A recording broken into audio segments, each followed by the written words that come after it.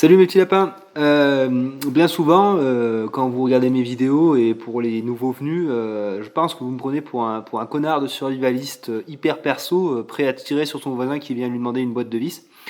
Bon, bah, je suis pas vraiment ce genre de gars. Alors, je suis pas non plus un enfant de cœur, prêt à aider mon prochain coûte que coûte, mais voilà, je suis entre les deux, quoi. Je suis normal, quoi. Je suis un type normal.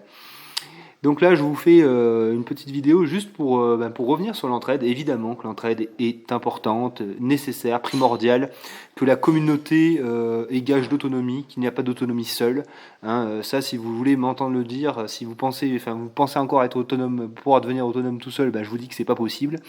Évidemment que l'entraide est pilier de l'autonomie.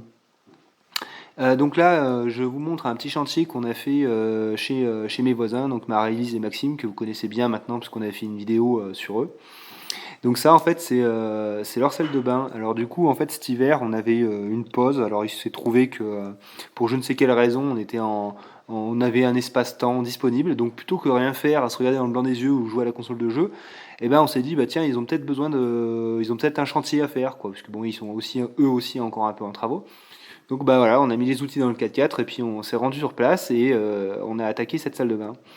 Donc on était en équipe avec Agnès et Maxime était là aussi pour aider, hein, forcément. On a fait ça tous les trois. Et Maxime a ensuite terminé avec le plan de vasque, le miroir, la déco, on va dire, qui est très très jolie aussi, hein, au passage, une très belle réalisation. Donc voilà, donc ça alors je vous dis ça, c'est pas pour monter patte blanche, hein, c'est pas pour que vous disiez oh mais il est formidable Alexis, il aide son voisin, regardez c'est un type cool finalement, j'en ai rien à foutre en fait. C'est juste pour mettre en image l'entraide et puis vous montrer qu'elle s'ancre dans le réel, que ce n'est pas que de la théorie. Donc voilà, donc pour ce travail, aucune rémunération, on n'a pas fait ça ni pour l'argent ni pour quoi que ce soit, on a juste fait ça parce que on avait le temps de le faire, ça nous faisait plaisir de le faire. Et parce que Maryse et Maxime sont toujours là pour nous offrir de la viande, des yaourts, de l'aide, des conseils, des bons repas aussi, hein, et puis du bon vin parfois. Donc voilà, donc les choses se font naturellement, elles se font comme ça, et c'est très bien. L'entraide, j'en avais déjà parlé dans une vidéo qui était le minimalisme, je crois. J'expliquais que pour qu'il y ait entraide, il faut que tout le monde en fait ait quelque chose à offrir, des compétences, voilà. Et je suis désolé pour beaucoup d'entre vous, mais ça vous n'allez pas aimer ce que je vais vous dire, mais il y a des gens qui sont bons à rien, il y a des gens qui ne savent rien faire.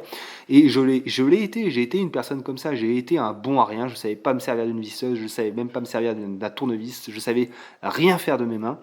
Et quand on est quand on est comme ça, on a plus besoin des autres qu'eux ont besoin de nous. Et c'est compliqué, en fait, l'entraide, quand on n'a rien à offrir. C'est pour ça que je vous parle beaucoup de travail et de compétences, parce que si vous voulez participer à l'entraide, il faut que vous ayez quelque chose à offrir. Et l'entraide, ça marche beaucoup mieux quand ça commence par je vais aider que j'ai besoin d'aide. Voilà, je vous fais des petits bisous, mes petits lapins, et je vous dis à plus tard. Bye.